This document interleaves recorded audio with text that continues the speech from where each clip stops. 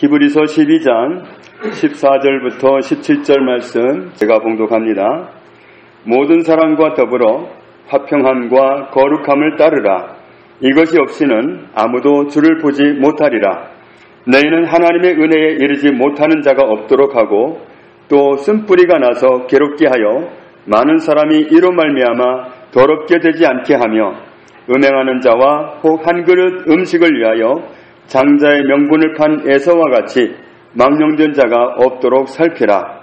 너희가 아는 바와 같이 그가 그 후에 축복을 이어받으려고 눈물을 흘리며 구하되 버림바가 되어 회개할 기회를 얻지 못하였느니라.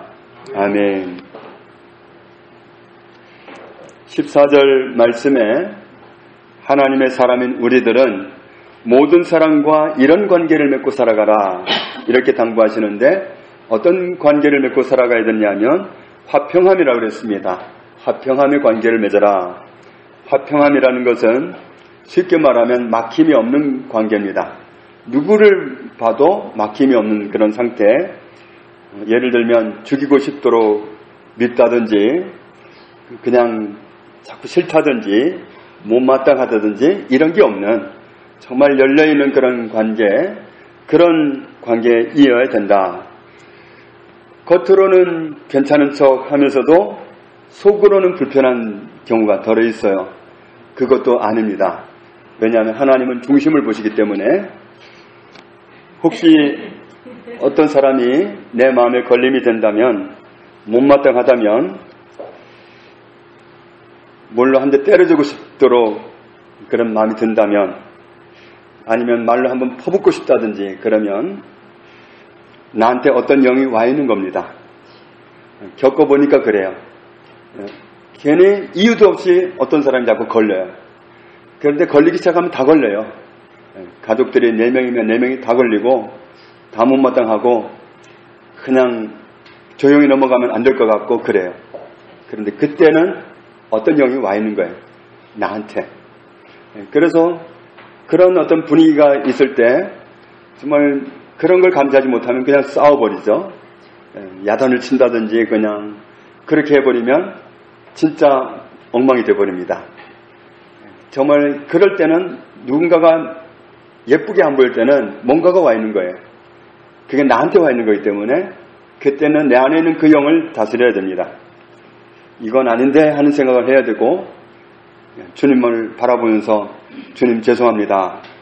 이렇게 정말 어떤 그런 불편한 마음을 가지고 누구를 본다는 건 주님께는 죄송한 거니까 주님 죄송합니다. 그렇게 말씀을 드리고 지금 내 마음에 다른 사람을 꼬아서 본다든지 용납하지 못한다든지 걸림이 된다든지 불편하게 보이는 사람이 있는 것은 다른 영이 와 있는 것을 내가 인정한다. 내게 와 있는 어둠의 영은 예수 이름으로 떠나가라. 그렇게 그 영을 상대해야지 그걸 덮어두고서 인간적으로 육박전을 해보면 굉장히 문제가 커집니다. 고린도전서 8장 11절에 이런 표현이 있습니다. 그러면 내 지식으로 그 믿음이 약한 자가 멸망하나니 그는 그리스도께서 위하여 죽으신 형제라. 어떤 사람도 내가 실족시킬 수 없는 것은 그 사람은 그리스도께서 위하여 죽으신 형제이기 때문에 그리스도께서 위하여 죽으신 자매이기 때문에 어떤 사람을 내가 실족시킬 수가 없습니다. 어떤 사람이 정말 싫고 그런다면 지금 뭔가가 와서 나를 가로막고 있는 거지 그 사람은 그리스도께 소중한 존재입니다. 그리스도께서 위하여 죽으신 형제요 그리스도께서 위하여 죽으신 자매이기 때문에 그는 주님께 소중한 존재입니다.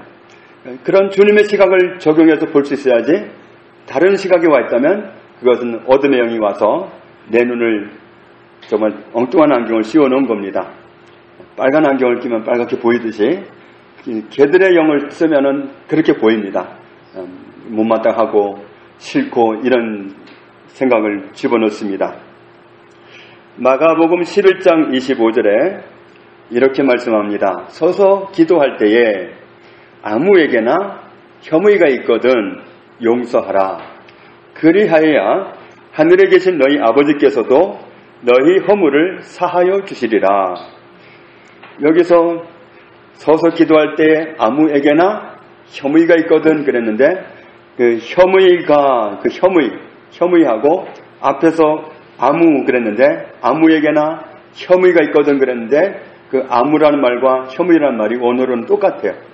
어떤 말이냐면 어떤 사람, 누구든지, 누군가 그런 뜻입니다. 기도하려고 하나님 앞에 섰는데 그냥 자꾸 엉뚱한 사람이 자꾸 그냥 생각이 나는 거예요. 그것도 불편하게, 신경 쓰이게, 기분 나쁘게 자꾸만 신경이 쓰이면서 그것 때문에 기도를 못 하겠는 거예요. 어떤 사람 때문에. 그건 나를 불편하게 한 사람이죠.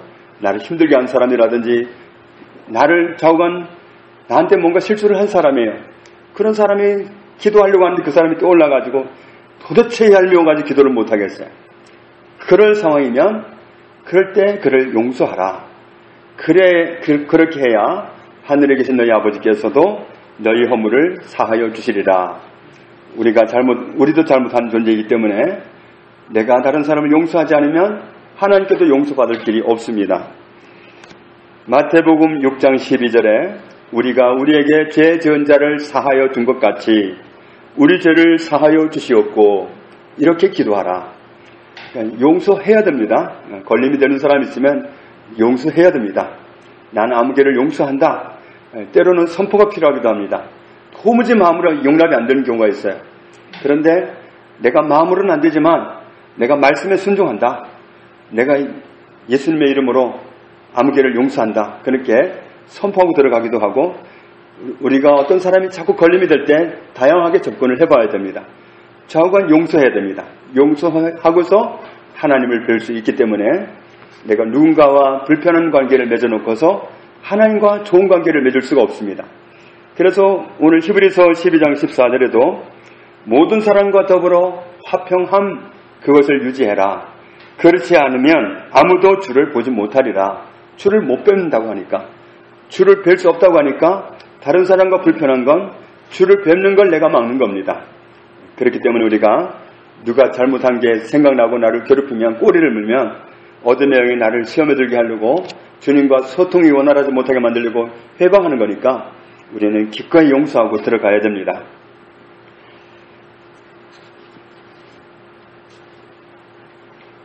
아무라도 화평함 그런 관계가 있어야지 화평함이 없다면 아무도 주를 보지 못하리라. 우리는 주님을 뵐 수 있는 선택을 하면서 살아갈 수 있기를 원합니다. 요한일서 4장 15절에 누구든지 예수를 하나님의 아들이라 시인하면 하나님이 그의 안에 거하시고 그도 하나님 안에 거하느니라. 하나님이 우리를 사랑하시는 사랑을 우리가 알고 믿었노니 하나님은 사랑이시라. 사랑 안에 거하는 자는 하나님 안에 거하고 하나님도 그의 안에 거하시느니라. 누구든지 하나님을 사랑하노라 하고 그 형제를 미워하면 이는 뭐 하는 자라고? 거짓말하는 자니 보는 바 그 형제를 사랑하지 아니하는 자는 보지 못하는 바 하나님을 사랑할 수 없느니라. 내가 하나님을 사랑하는데 아무개는 내가 죽었다 깨어나도 내가 용서 못해. 그러면 하나님과의 관계도 막혀있는 사람입니다. 성경이 그걸 말씀하고 있는 겁니다. 우리가 이 계명을 주께 받았나니 하나님을 사랑하는 자는 또한 그 형제를 사랑할지니라.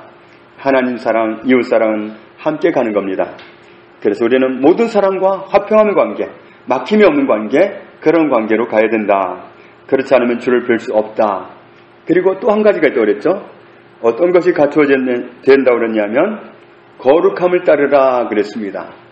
거룩함을 따르라 그랬는데 이 거룩함이라는 말이 원어로는 거룩함, 성별, 봉헌, 정화, 성화 이런 뜻입니다. 거룩함은 하나님이 거룩하시죠.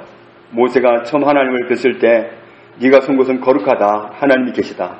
그러니 너 신발을 벗고 예를 갖추어라. 그렇게 말씀하셨습니다. 사람들이 예수님에게 거룩하다고 그랬을 때, 선하시다고 그랬을 때 하나님 한 분이 선하시다 그랬죠. 하나님이 거룩하십니다. 하나님이 거룩하시기 때문에 거룩하라 하는 말씀은 하나님의 영역에 속하여서 살아가라는 말씀입니다. 성별이라는 뜻이 있는데 성별은 구별하는 겁니다. 세상 사람과는 다르게 살아가는 겁니다. 봉헌 이런 뜻이 있는데 봉헌은 하나님께 바치는 거잖아요. 내 삶을 하나님께 바치는 겁니다. 또 정화, 깨끗하게 하는 거, 성화는 성스럽게 변화되는 거, 정말 우리가 거룩함을 유지해야 된다. 이것은 세상 사람과는 달라야 된다. 하나님이 어떠하신 것처럼 하나님과 같은 영역에서 살아가야 된다. 이런 말씀입니다. 우리는 주님이 기뻐하시는 선택을 하면서 이렇게 살아갈 수 있기를 원합니다. 요한일서 3장 1절에 보라, 아버지께서 어떠한 사랑을 우리에게 베푸사 하나님의 자녀라 일컬음을 받게 하셨는가. 우리가 그러하도다. 그러므로 세상이 우리를 알지 못함은 그를 알지 못함이라. 하나님 우리에게 어떤 사랑을 베풀어 주셔서 하나님의 자녀라는 그런 놀라운 신분을 가지고 살게 하셨는가. 우리가 정말 하나님의 자녀라는 신분을 얻은 것은 정말 놀라운 신분입니다. 하나님의 나라에 갔을 때 우리는 더 깊이 깨닫게 될 겁니다. 이 신분을 얻지 못하면 하나님 나라를 갈 수 없습니다. 하나님의 은혜로 우리는 하나님의 자녀가 되었습니다. 우리를 자녀 삼기 위해서 정말 우리는 사탄의 말을 듣고 사탄의 종로를 타면서 세상으로 원수 마귀가 끌고 가는 데를 끌려다니면서 마침내 지옥으로 떨어지게 될 그런 곳으로 가고 있었는데 하나님의 아들이 오셔서 우리를 구원해 주셨습니다. 우리의 죄를 담당하고 십자가에 죽으셔서 우리가 죄 없는 사람이 되게 하시고 하나님의 자녀가 되게 해 주셨습니다. 우리가 하나님의 자녀로 일컬음받게 된 이것은 정말 얼마나 영광스러운 자리인지 모릅니다. 그래서 천사들도 부러워한다고 했잖아요. 천사들도 부러워한다. 정말 하나님 우리에게 얼마나 큰 사랑을 쏟으셨는지, 얼마나 우리를 하나님 깊이 사랑하시는지 천사들도 부러워한다. 부러워한다는 건 도저히 그 사랑을 똑같이 받을 수 없다는 얘기입니다. 우리가 받는 사랑과 천사가 받는 사랑은 다릅니다. 자녀가 받는 사랑과 종이 받는 사랑은 다릅니다. 천사는 종이에요. 우리 정말 하나님의 자녀들을 섬기라고 보내신 바가 아니냐. 히브리서 1장 14절에 그렇게 말씀하지 않았습니까? 사탄은 종이지만 우리는 자녀입니다. 그래서 천사들도 부러워한다. 우리는 천사들이 부러워하는 그런 위치에 있습니다. 그래서 우리는 그 위치를 지켜가야 됩니다. 나는 하나님의 자녀야. 나는 예수님의 피로 구원받은 하나님의 자녀야. 그래서 나는 하나님의 자녀다운 삶을 살리라. 이런 결심을 가지고 정말 구별된 삶을 살고 봉헌된 삶을 살고 그러는 겁니다. 성도라는 말 뜻에는 신께 바쳐진 그런 뜻이 있습니다. 하나님께 바쳐졌다는 뜻입니다. 그러니까 내 마음대로 살 수가 없는 겁니다. 나를 위해 사는 게 아니라 나를 사랑하사 나를 살기 위해서 자기 몸을 버리신 하나님의 아들을 믿는 믿음 안에서 사는 것이고 주를 위해서 살아가는 겁니다. 나를 살리기 위해서 어떤 인생을 치르셨는지를 알기 때문에 이제 남은 세월은 주를 위해서 살아라. 우리에게 그런 목적을 부여하셨다고 성경은 말씀하고 있습니다. 우리가 하나님의 자녀임에도 불구하고 여전히 사탄의 유혹을 받아들이고 거기에 종노릇하고 놀아나고 그런다면 이건 맞지가 않습니다. 우리는 정말 이 두 가지를 갖추고 살지 않으면 주를 뵐 수 없다고 하셨기 때문에 정말 우리가 평생 수십 년 신앙생활을 했는데 주님의 나라는 못 들어갔다. 이건 정말 통탄할 일입니다. 어디 가서도 보상 받을 수가 없습니다. 이거는 하나님의 나라에 들어가려면 주를 뵈려면 이 두 가지를 유념해라. 모든 사람과 더불어 화평하고 거룩함을 따르라. 다른 사람은 하나님을 모르기 때문에 나만큼 모르기 때문에 나에게 불편을 줄 수 있어요. 나를 미워할 수도 있습니다. 나를 때려주려고 할 수도 있습니다. 나를 벼르고 있을 수도 있어요. 그러나 나는 그런 마음이 없어야 됩니다. 내 마음으로부터 내 중심으로부터 누구에게도 걸림이 없고 다 용서한 사람이고 다 사랑하는 사람이고 아무 거리낌이 없는 사람, 그런 화평함이 있어야 되고, 그리고 다른 세상 사람과 똑같이 가는 게 아니라 나는 하나님의 자녀다. 그런 의식을 가지고 하나님의 자녀답게 살아가는 삶을 들어라. 이것이 없이는 아무도 주를 보지 못하리라 하셨기 때문에 우리는 이 말씀을 깊게 새기고서 주님이 원하시는 자리에 서서 살아갈 수 있기를 원합니다. 이어지는 말씀 보면은 16절 끝부분에 그랬죠. 에서가 장자의 명분을 판 거, 그걸 들어서 말씀했습니다. 한 그릇 음식을 먹어보겠다고 그 배고픔을, 너무너무 배고픈 그것을 좀 참지를 못하고 그 배고픔을 미끼로 삼아서 형 그럼 장자의 명분 나한테 넘겨. 그래, 내가 배가 고파 죽게 생겼는데 그까지 장자 명분이 뭔 상관이냐? 너가 장자해라. 네가 형해라. 그렇게 팔아버렸잖아요. 그걸 두고 나중에 어떻게 말씀하냐면은 나중에 정말 얼마나 후회했느냐. 정말 그 동생이 먼저 장자의 명분을 사가지고는 장자가 받는 축복기도를 받고 나니까 정말 땅이 꺼지는 듯한 그런 통탄의 울음을 울면서 아버지가 축복기도 해줄 수 있는 내용이 그거밖에 없습니까? 나를 위해서도 축복기도 해주십시오. 아무리 울면서 했지만 그가 받을 축복기도는 없었습니다. 그래서 정말 아무리 후회해도 돌이킬 기회가 없었다. 그 유혹은 팥죽 한 그릇 때문에 일어난 일입니다. 음식 한 그릇 배고픔을 빨리 해결하기 위해서 그것 때문에 장자의 명분을 팔았다가 그 어려움을 당했다. 우리는 하나님의 자녀입니다. 하나님의 자녀이기 때문에 정말 하나님의 자녀로서의 그 권리, 그런 위치, 그것을 우리가 주장하면서 하나님의 자녀답게 화평함과 거룩함을 유지하면서 살면 됩니다. 이미 에서는 장자로 태어났기 때문에 그 신분을 유지하기만 하면 아버지의 축복 기도를 자기가 받을 수 있는 겁니다. 그런데 그 배고픔을 못 참는다고 한 그릇 음식 때문에 그 중요한 장자의 명분을 팔아버려서 그렇게 나중에 어려움을 당했는데 우리가 마찬가지라는 거죠. 정말 하나님의 자녀된 그 놀라운 위치에서 우리가 받을 축복이 그 상태를 유지하기만 하면 되는데 이 상태를 유지하기만 하면 되는데 이걸 유지하지 못해서 우리가 장자의 명분을 잃어버리듯이 하나님이 주신 축복을 놓쳐버린다면 이건 정말 안 될 일이다. 그래서 에서의 예를 들면서 정말 우리가 그 중요한 자리를 놓치지 않기 위해서 주를 뵐 수 있는 그 자리를 놓치지 않기 위해서 화평함과 거룩함을 따르라. 아무도 이것이 없이는 주를 뵐 수 없다.